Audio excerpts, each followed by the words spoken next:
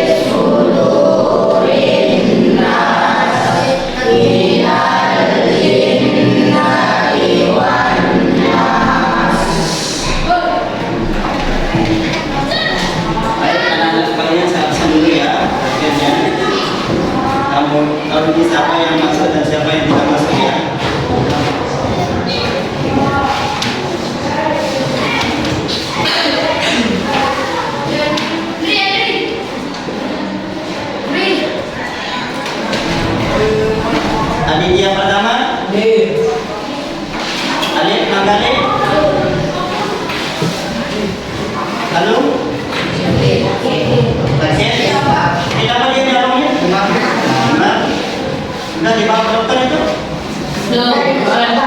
Udah diperhatikan? Ya, alhamdulillah ya.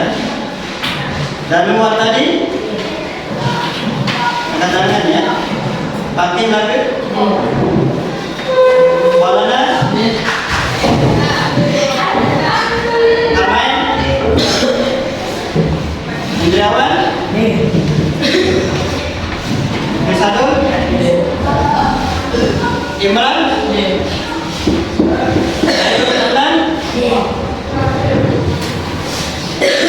Abdul Aziz? Irwan Karmi? Bahrul Ulum?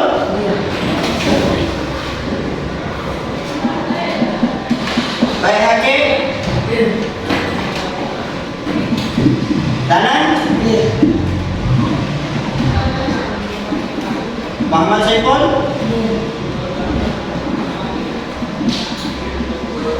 Ramdan Raditya? Zulfahmi? Jadi jumlah kalian ini ya 21, tetapi satu orang yang tidak masuk ya. Siapa?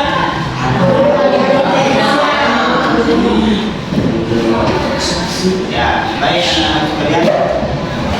Gimana kabar kalian hari ini? Masih semangat belajar? Ya. Baik anak-anak sekalian, yang minggu yang lalu kita sudah belajar tentang pengertian tokoh ya, sama najis dan tata cara mencucikannya. Dan juga kita sudah belajar tentang macam-macam najis. Siapa yang masih ingat pelajaran kemarin? Macam-macam najis? Ada yang masih ingat? Ayo, silakan.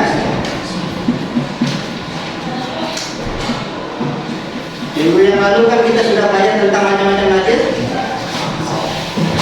Ada yang masih ingat? Najis apa?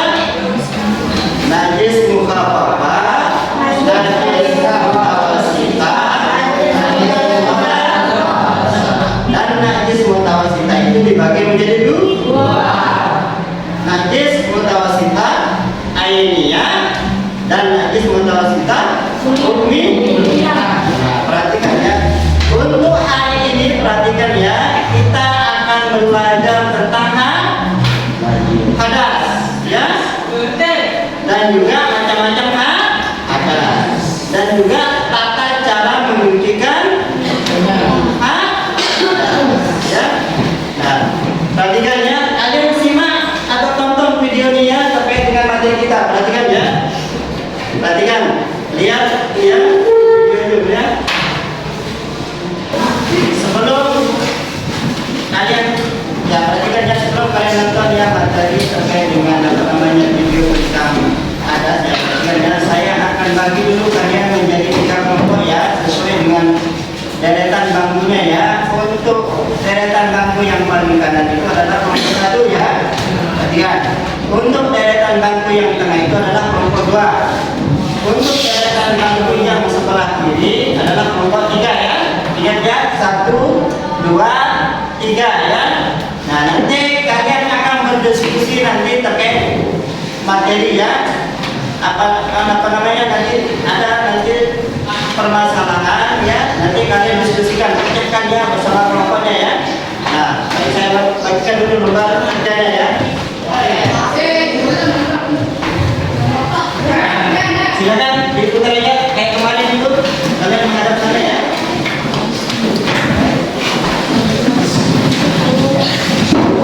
Tapi tetap ya.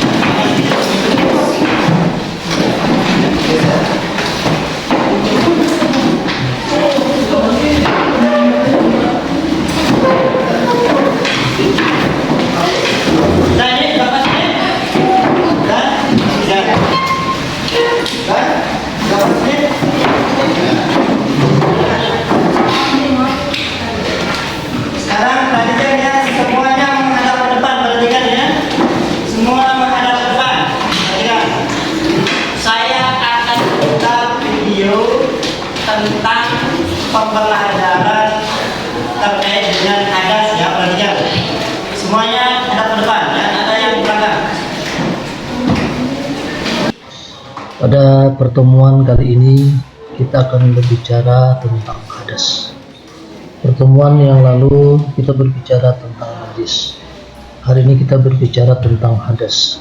Apa itu hadas? Nah, baik, kita jelaskan. Yang pertama, pengertian hadas. Hadas itu secara bahasa berarti kejadian atau peristiwa. Sedangkan menurut istilah syar'i, hadas berarti kejadian tertentu pada diri seseorang yang menghalangi sahnya ibadah yang ia lakukan. Nah, jadi yang dimaksud dengan hadas itu adalah kejadian-kejadian tertentu pada diri seseorang yang menghalangi sahnya ibadah yang ia lakukan. Jadi kalau orang berhadas, maka ibadahnya tidak sah. Kemudian yang bagian B-nya, hukum bersuci dari hadas. Bersuci dari hadas hukumnya wajib, karena orang yang berhadas, ibadah, salat dan tawafnya tidak sah atau tidak diterima oleh Allah Subhanahu wa ta'ala.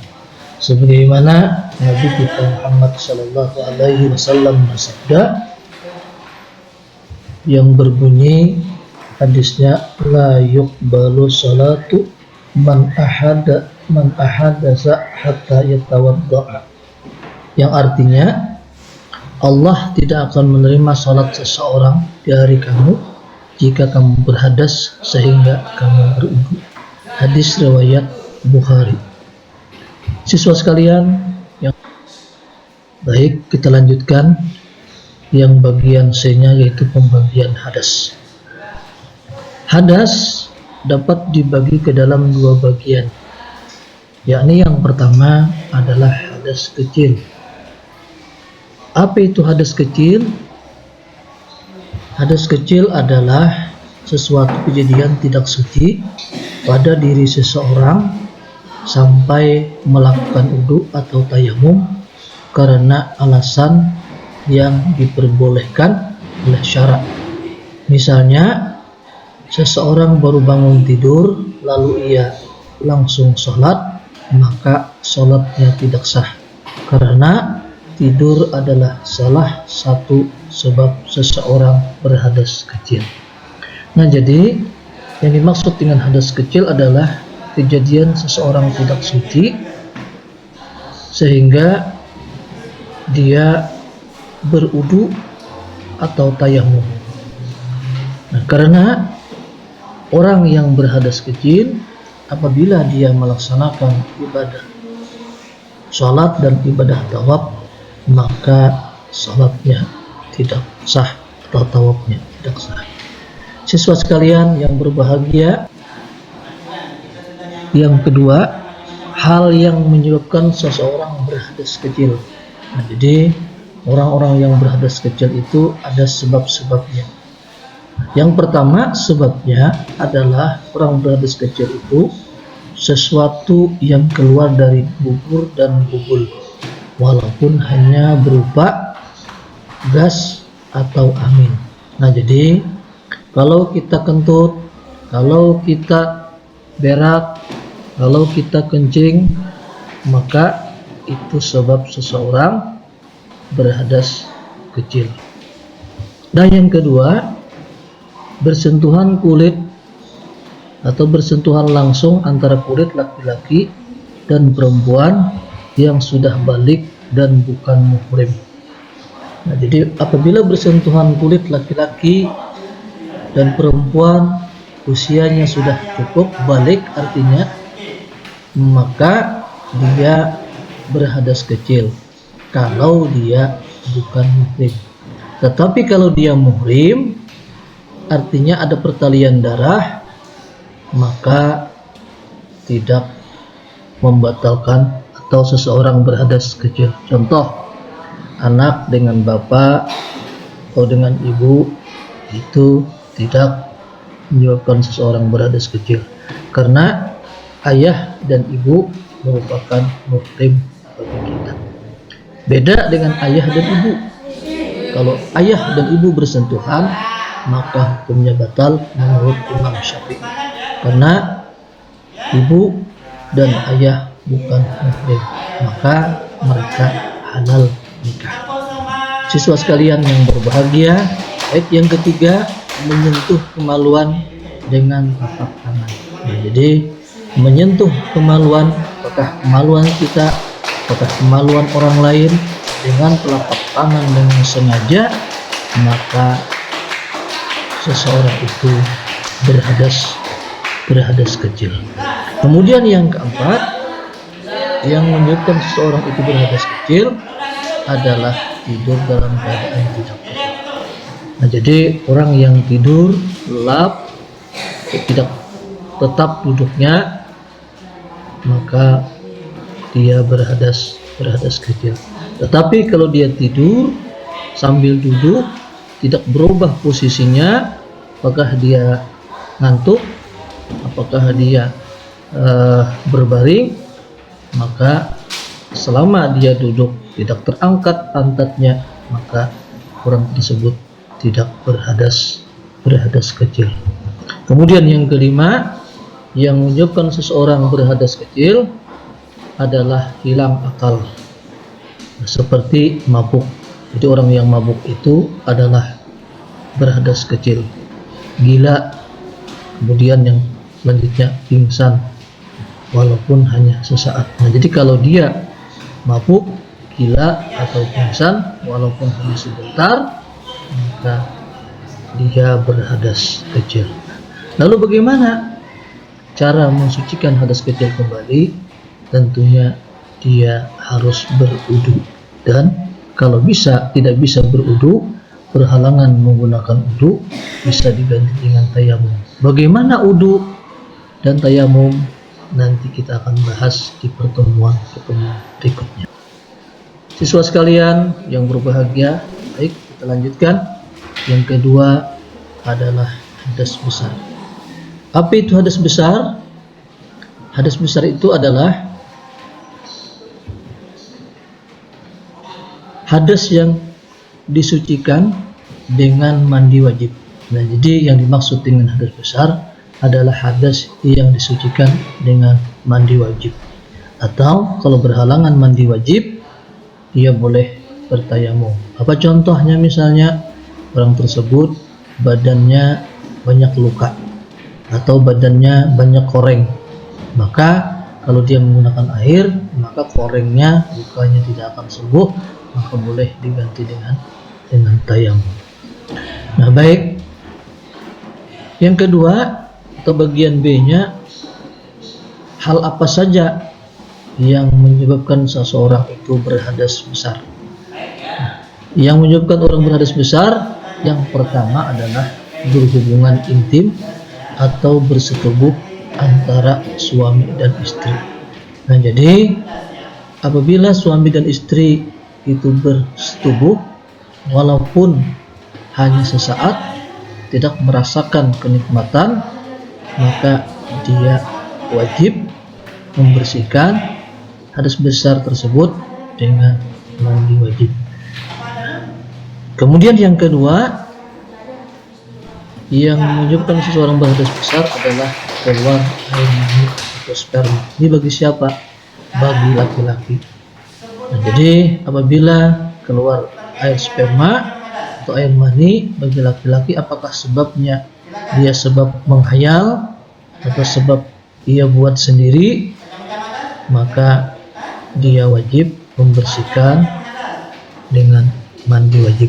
Nah, karena dia sedang dalam keadaan berhadas besar. Kemudian yang ketiga, mimpi basah. Mimpi basahnya artinya mimpi bersetubuh. Siapa biasanya? Laki-laki yang menjelang balik. Nah, jadi kalau laki-laki mau menjelang balik, maka dia akan bermimpi, yaitu mimpi bersetubuh dengan perempuan. Kalau dia mimpi keluar air spermanya, maka baginya wajib membersihkan atau bersuci dengan mandi wajib. Selama dia mimpi tidak mengeluarkan sperma, maka sebagian pendapat membolehkan tidak mandi wajib. Kemudian yang keempat, haid. Haid juga termasuk menyebabkan seseorang berhadas besar. Nah, selama masa haid maka dia berhadas besar. Dan masa haid ini ada yang lama 15 hari, 15 malam. Kemudian ada yang biasanya 1 minggu, 7 hari, 7 malam. Ada yang paling cepat itu biasanya 1 hari, 1 malam. Kalau lebih daripada 15 hari, menurut sebagian pendapat itu perlu diperiksakan. Jangan-jangan darah yang keluar itu bukan darah haid, tapi adalah darah penyakit. Nah, selama haid perlu diperhatikan seseorang atau perempuan itu berhadas besar, bagi suami haram untuk menggaulinya. Jadi hati-hati bagi suami-suami yang ketika istrinya haid jangan digauli. Lalu bolehkah kita bercinta? Boleh saja, tapi jangan sampai kita bersetubuh kepadanya. Karena apabila kita bersetubuh, maka hukumnya adalah haram. Kemudian yang kelima atau yang terakhir yang menyebabkan seseorang berhadas besar itu adalah meninggal dunia. Jadi orang yang meninggal dunia itu adalah dalam keadaan berhadas besar. Nah, lalu bagaimana supaya dia suci? Ini adalah tanggung jawab fardu kifayah, atau orang yang memandikan jenazah akan memandikan, mensucikan dengan memandikan wajib jenazah yang sedang berhadas besar tersebut. Siswa sekalian yang berbahagia, itulah daripada pengertian hadas, pembagian hadas, dan mudah-mudahan kita bisa bersuci daripada hadas, baik hadas besar maupun hadas kecil. Karena apa? Karena bersuci daripada hadas itu hukumnya wajib bagi kita, apalagi kalau kita mau melaksanakan ibadah. Nah, ibadah seseorang itu tergantung sucinya kita di hadapan Allah. Kalau kita suci di hadapan Allah, maka Allah akan menerima ibadah kita. Siswa sekalian yang berbahagia, demikian mudah-mudahan pertemuan yang keempat ini kita bisa mengambil hikmahnya, bisa mengambil pelajarannya, dan mudah-mudahan kalian semua bisa menjaga diri, kesucian diri di hadapan Allah Subhanahu wa taala. Karena Allah sangat suka, sangat cinta kepada orang yang menyucikan diri dan orang-orang yang bertaubat. Sebagaimana Allah menjelaskan dalam Al-Qur'an surah Al-Baqarah ayat 222 yang berbunyi, "Innallaha yuhibbut tawabin wa yuhibbul mutatahhirin." Sesungguhnya Allah menyukai orang-orang yang bertaubat dan orang-orang yang mensucikan diri. Demikian, mudah-mudahan ada manfaatnya. Bapak akhiri, billahi taufiq wal hidayah. Assalamualaikum warahmatullahi wabarakatuh. Baik ya, tadi kalian sudah tonton terkait dengan materi hadas besar ya. Ya, perhatikan ya. Jadi tadi di materi itu disebutkan pengertian hadas besar. Sampai yang bisa, itu silakan. Pengertian hadas besar adalah hadas yang disucikan dengan mandi wajib. Ya, tepuk tangan.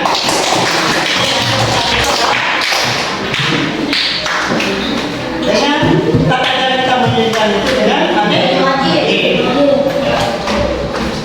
Nah, yang kedua itu hal-hal yang menyebabkan seseorang atau kita berhadas besar. Apa saja? Satu, silakan. Satu, mimpi basah. Ya, mimpi basah. Ya. Terus, silakan. Adit. Kamu silakan. Keluaran mani. Ya, keluaran air mani ya. Jadi keluaran air mani itu kan ada dua ya. Ada yang disebabkan dengan mimpi basah, ada yang disebabkan karena berhubungan antara suami dan istri. Apa lagi? Air. Ya, keluar darah dari korban ya. Meninggal dunia. Artinya Meninggal dunia. ya, meninggal dunia. Apa lagi? Ya, tadi cuma sampai ya. Nah, perhatikan yang terakhir itu adalah perhatikannya yang menyebabkan kita mandi besar itu, perhatikan ya. Yang terakhir adalah nifas, ya, yaitu ketika ibu kalian sesudah melahirkan. Makanya kalian jangan durhaka ya terhadap kedua orang tua kalian ya. Ya. Baik. Materi tentang hadas ya, kalian sudah paham ya. Nah, sekarang perhatikan ya. Kita akan belajar tebak gambar atau menganalisis gambar ya, atau mengklasifikasikan gambar ya. Perhatikan.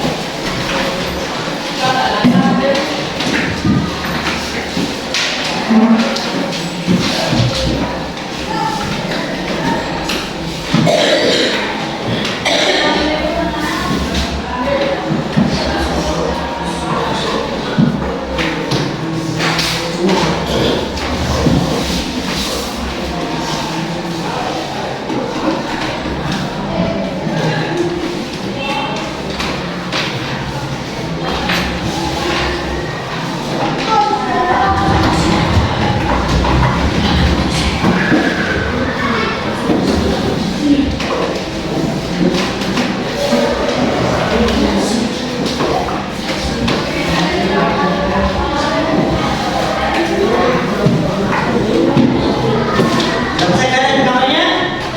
Bisa? Bisa. Ya. Nah, perhatikan ya.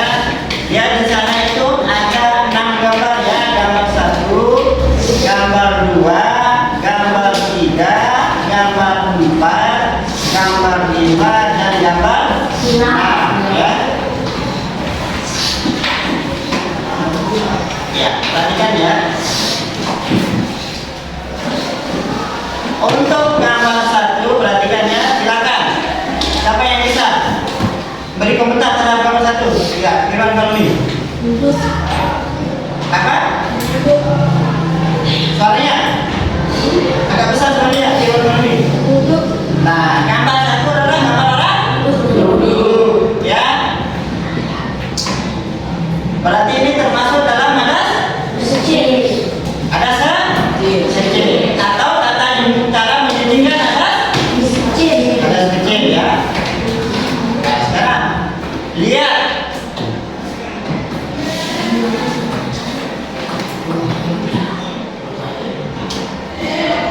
ini gambar 2. Perhatikan gambar 2. Siapa yang bisa?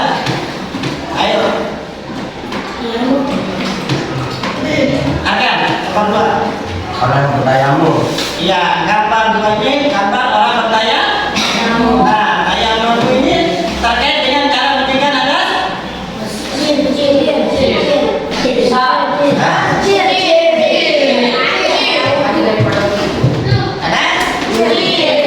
dan hadas.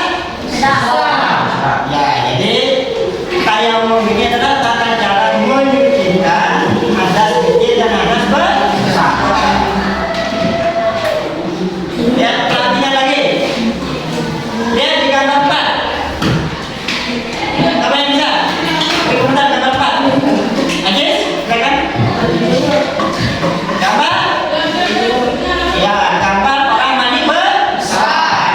Nah, gambar 4 ini adalah gambar orang mandi besar atau mandi wajib.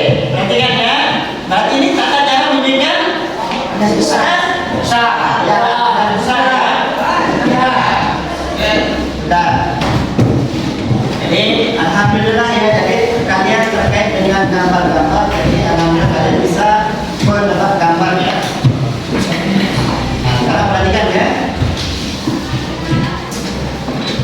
Tadi kan saya sudah bagi kalian menjadi kelompok ya, 3 kelompok ya. Perhatikan. Nah, sekarang coba kalian diskusikan sama teman kalian ya. Nah, perhatikan yang di depan ya. Kegiatan, perhatikan. Ya, kegiatan itu berdiskusi ya. Di sana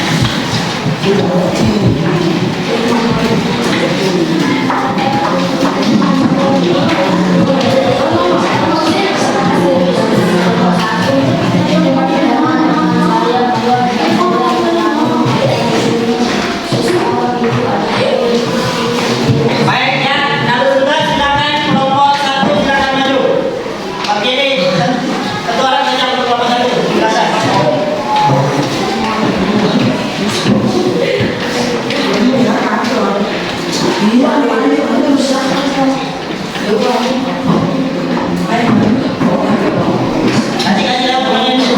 Kasih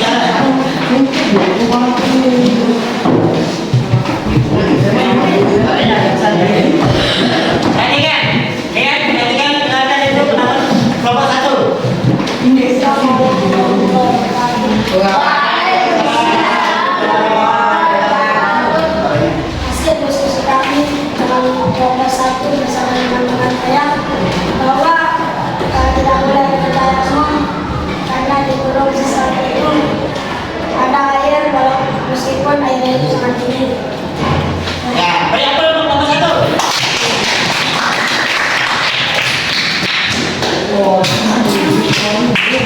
Nah, sekarang nomor saya minta nomor 2, nomor 3. Nomor 3.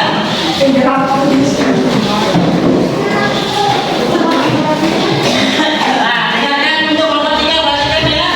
Pendapat teman-teman kalian di nomor 3. Assalamualaikum warahmatullahi wabarakatuh. Menurut kelompok 3, Perhatikan ya. kami diperbolehkan melakukan tayamum karena dalam keadaan darurat, yaitu airnya terlalu dingin untuk dipakai berwudu. Kalau dipakai berwudu, bakal memudaratkan. Diulangi. Menurut kelompok kami atau kelompok 3, diperbolehkan melakukan tayamum karena dalam keadaan darurat, yaitu airnya yang terlalu dingin untuk dipakai berwudu. Kalau kita pakai berwudu, maka akan memudaratkan. Silakan mungkin ada saran. Nah itu Baik, beri apa untuk nomor 3?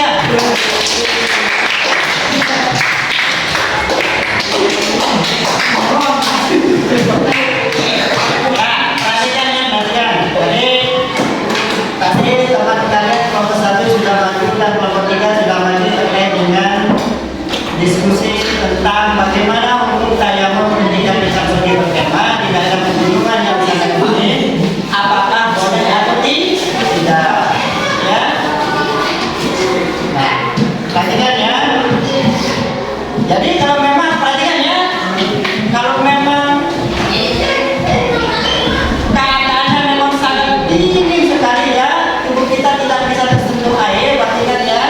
Mungkin karena tersentuh air nanti mungkin akan apa namanya berakibat mungkin jadi penyakit atau alergi apa ya. Jadi boleh. Tetapi katanya sekiranya misalnya kalian tetap kudu misalnya, tetapi karena misalnya ya tubuh kalian nanti tidak apa-apa walaupun airnya sangat dingin, maka ya pakai air. Tetapi kalau memang dengan air itu akan menjadikan kalian itu mudarat, akan menyebabkan kalian menjadi berpenyakit atau misalnya tidak bisa menyentuh air, maka boleh. Nah, perhatikan ya, sekarang kita akan mendemonstrasikan terkait dengan tata cara tayamum ya. Perhatikan kalian lihat. Saya akan putarkan video tentang tata cara tayamum atau praktek tata cara bertayamum.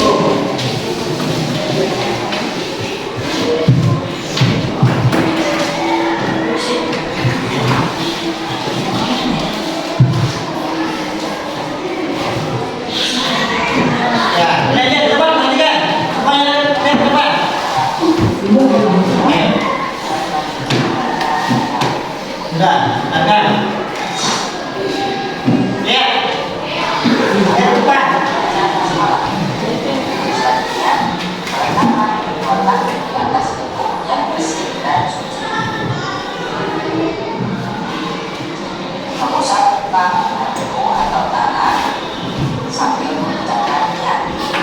Perhatikan ya.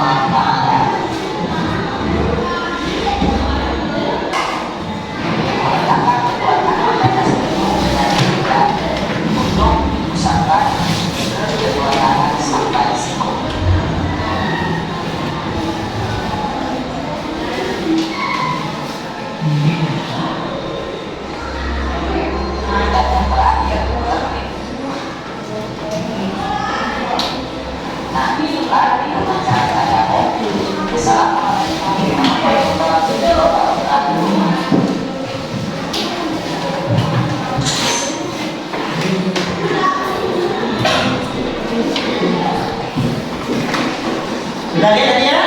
Bagaimana cara tayamum sudah? Ya, baik ya.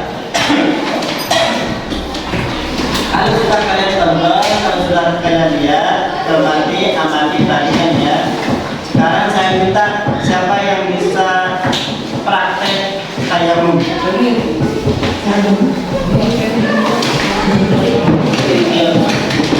Apa yang dia praktekkan?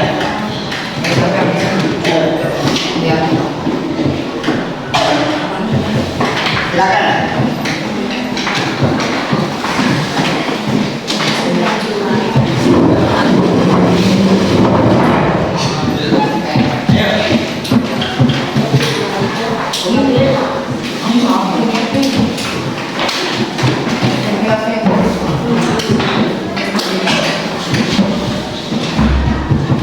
Silakan. Ayo siapa ya? Saya coba.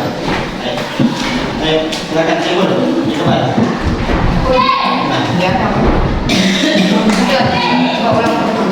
Ya, baik begitu saya ulang putar ya sekali. Perhatikan ya, lihat teman semuanya. Perhatikan. Lagi.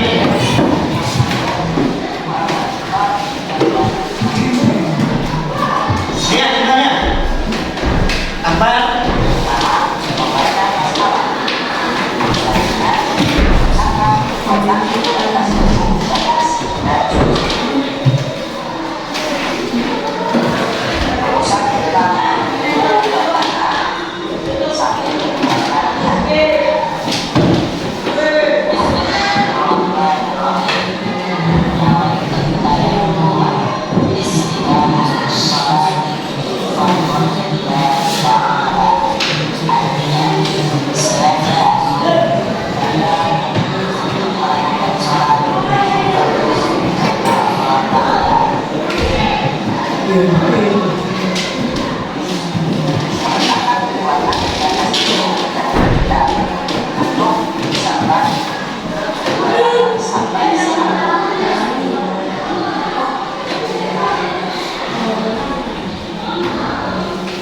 Perhatikan gitu kan.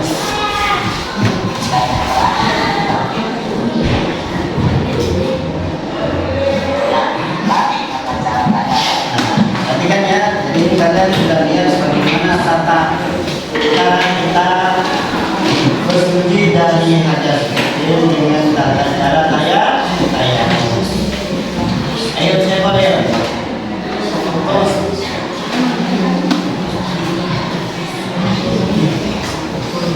Silakan.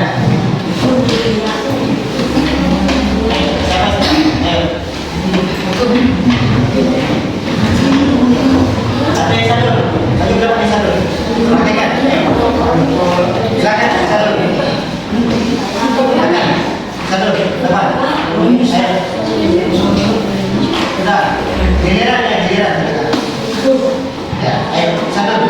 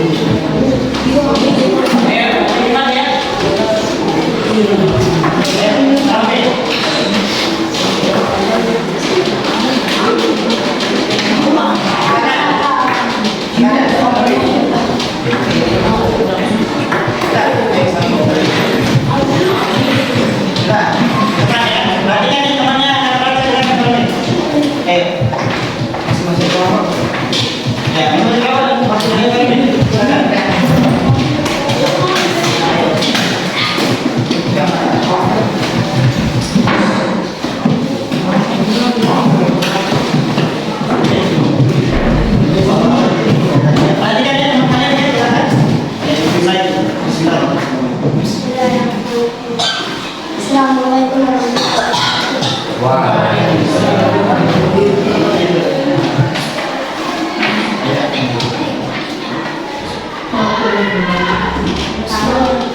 saya akan mempraktekkan tata cara bertayamum. Ya, perhatikan ya, jadi teman kalian akan mempraktekkan tata cara tayamum. Akan Pertama membaca bismillah.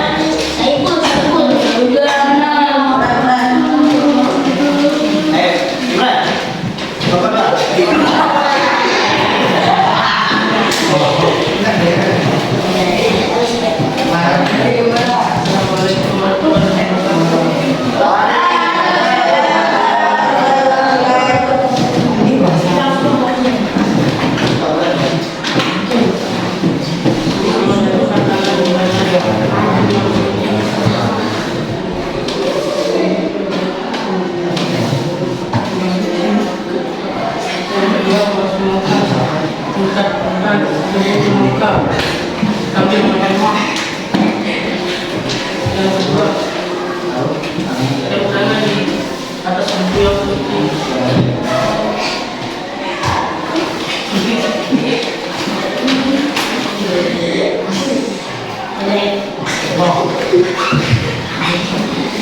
Iya, benar di kecil.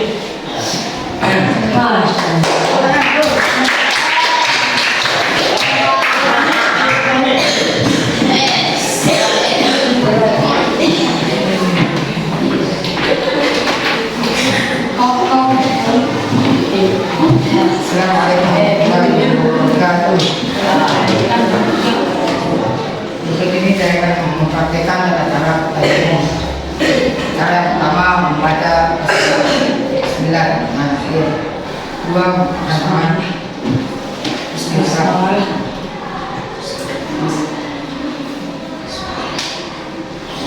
Sambil membacanya. Yang kedua, akan membuat bagian yang lain. Terus membaca tangan.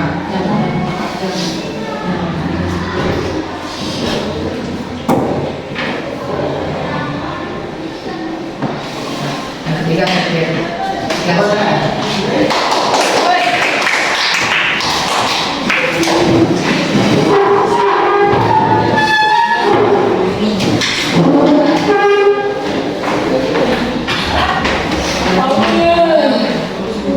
Baik ya, perhatikan ya, semuanya ada perhatikan ya. Jadi kita sudah belajar tentang tata cara bersuci ya, dari hadas dan hadas kecil dan hadas besar. Nah, sekarang saya akan simpulkan ya terkait pembelajaran hari ini ya. Perhatikan. Nah, hari ini kita sudah belajar tentang hadas ya. Jadi hadas itu ada dua ya, hadas kecil dan hadas besar. Hadas itu adalah peristiwa atau kotoran yang tidak suci, sedangkan berhubung adalah keadaan seseorang muslim yang menyebabkan ia tidak boleh sholat, tidak boleh melakukan tawaf dan ibadah lainnya, diharuskan dalam keadaan suci. Perhatikan ya, jadi yang pertama adalah hadas kecil ya. Jadi hadas kecil ini ada beberapa hal yang menyebabkan kita berhadas kecil. Perhatikan ya. Yang pertama, keluarnya sesuatu dari lubang depan dan lubang belakang. Lubang depan itu adalah kencing, lubang belakang itu adalah ya. Yang kedua, menyentuh kemaluan atau alat vital dengan tangan ada alas ya. Yang ketiga, perhatikan ya, bersentuhan antara kulit laki-laki dan perempuan yang bukan muhrim. Nah, yang keempat, perhatikan ya, yang menyebabkan kita berhadas kecil itu adalah, perhatikan yang keempat, yaitu apa namanya, kita hilang akal ya. Nah, hilang akal ini kan ada beberapa penyebabnya ya. Yang pertama, mabuk ya. Nah, gilanya ini ya, misalnya 2 jam gila, 2 jam lagi sembuh, 2 jam lagi gila, 2 jamnya sembuh ya. Nah, yang ketiga adalah tidur yang pulas. Itu yang menyebabkan kita berhadas kecil. Nah, yang kedua adalah hadas besar. Jadi ada beberapa hal yang menyebabkan kita berhadas besar. Perhatikan ya, yang pertama adalah keluar seperempat keluar mani ketika kita berminum. Ketika kita sudah menginjak usia dewasa. Nah, yang kedua berhubungan antara suami dan istri yang menyebabkan kita mandi keluar wajib. Yang ketiga adalah haid ya, atau keluarnya darah dari perempuan. Yang ketiga, yang keempat adalah meninggal ini. Nah, yang kelima adalah keluar darah nifas dari rahim perempuan ketika sudah melahirkan. Nah, perhatikan ya, untuk hadas kecil tata cara kita menyucikannya itu dengan cara berwudu.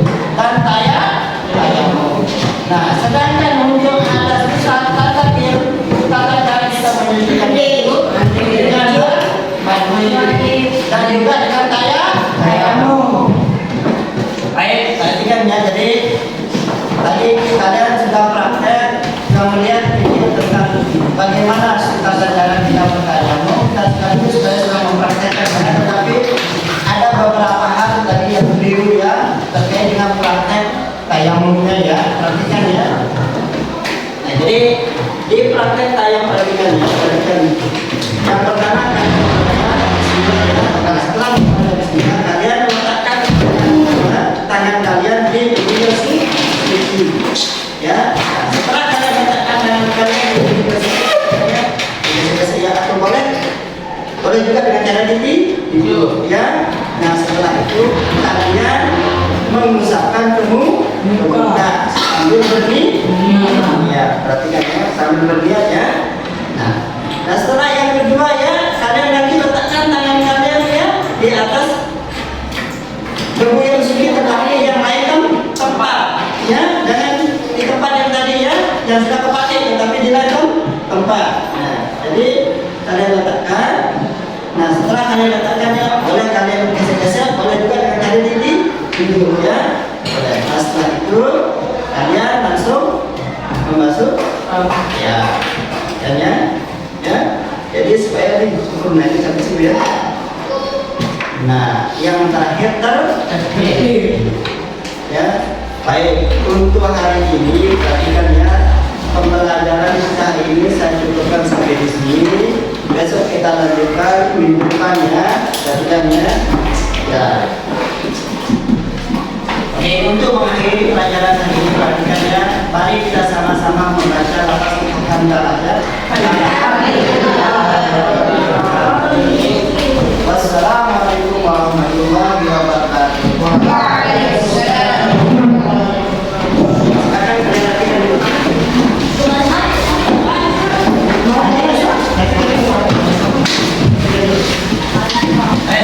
Terima kasih sudah menonton.